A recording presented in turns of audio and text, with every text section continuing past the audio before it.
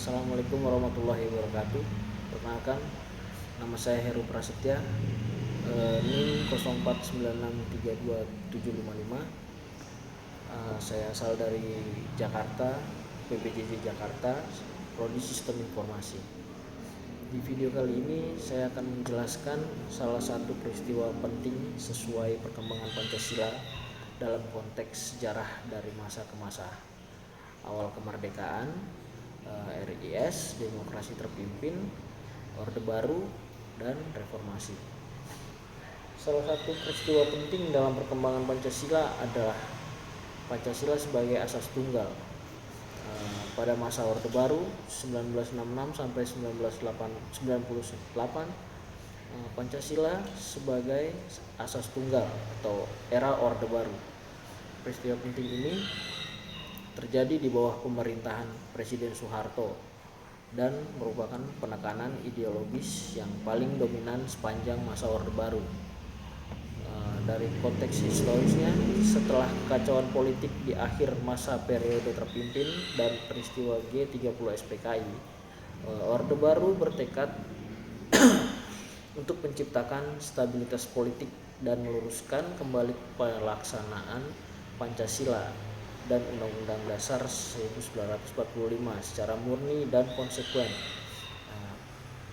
Isi peristiwa kunci, pemerintah Orde Baru secara resmi menetapkan Pancasila sebagai satu-satunya asas bagi seluruh organisasi sosial politik, dari partai politik dan organisasi kemasyarakatan atau ormas di Indonesia.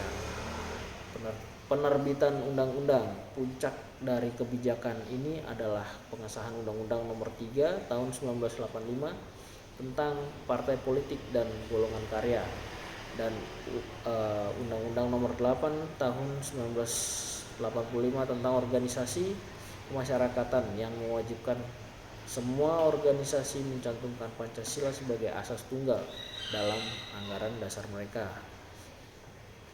Untuk menanamkan penafsiran tunggal Pancasila versi pemerintah, dilaksanakanlah pedoman penghayatan dan pengalaman Pancasila P4, atau yang dikenal sebagai Eka Prasetya Pancakarsa, sebuah program indoktrinisasi massal yang diwajibkan bagi seluruh lapisan masyarakat.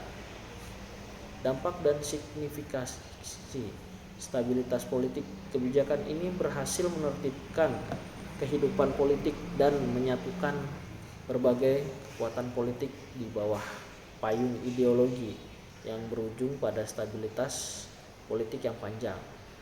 Kontrol otoriter, penetapan asas tunggal ini juga menjadi alat kontrol yang kuat bagi pemerintah. Setiap pandangan atau kritik yang dianggap bertentangan dengan penafsiran resmi Pancasila dapat dicap anti Pancasila dan berujung pada pembatasan kebebasan berpendapat dan berorganisasi.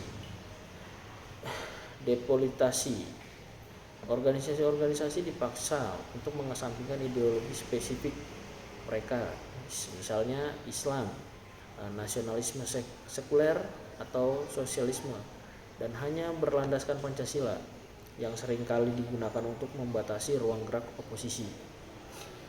Secara keseluruhan, Pancasila sebagai asas tunggal merupakan upaya sistematis untuk menjadikan Pancasila sebagai ideologi negara yang tunggal dan tak tergoyahkan, meskipun dalam praktiknya implementasi seringkali bersifat otoriter dan represif untuk melanggengkan kekuasaannya. Lalu untuk menjelaskan nilai Pancasila yang tercermin dari peristiwa tersebut. Untuk peristiwa Pancasila sebagai asas tunggal pada masa Orde Baru mencerminkan perwujudan nilai-nilai Pancasila yang memiliki dua sisi mata uang yang diupayakan secara formal dan terjadi dalam praktiknya.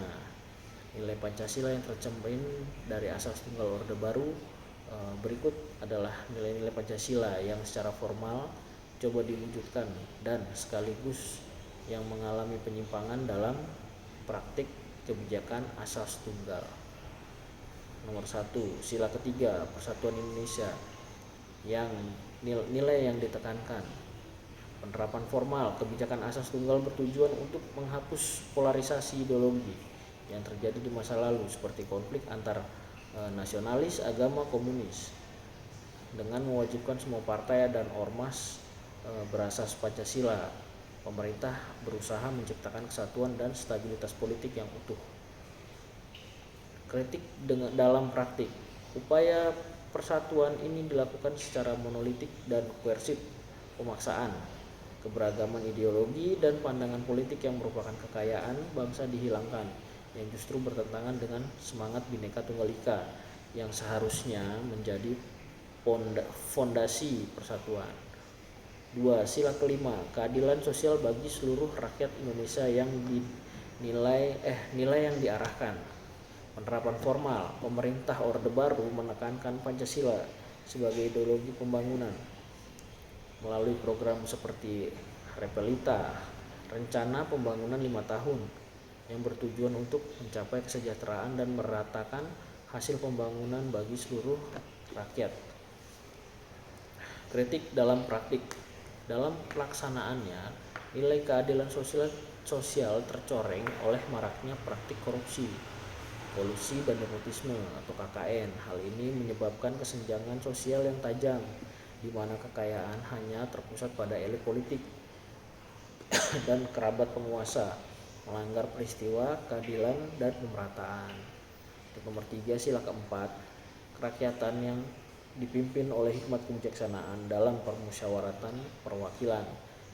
Untuk nilai yang dilanggar, penerapan formal, penerapan secara rutin, menyelenggarakan pemilihan umum, pemilu dan lembaga perwakilan DPR sebagai wujud kedaulatan rakyat, pedoman penghayatan dan pengalaman Pancasila. P4 juga mengajarkan butir-butir tentang musyawaratan dan mufakat.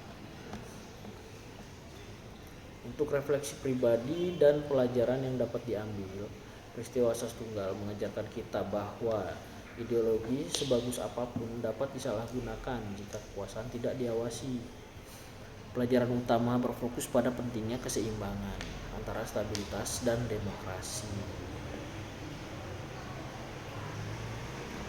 Demikian presentasi untuk Pancasila kali ini. Terima kasih. Assalamualaikum warahmatullahi wabarakatuh.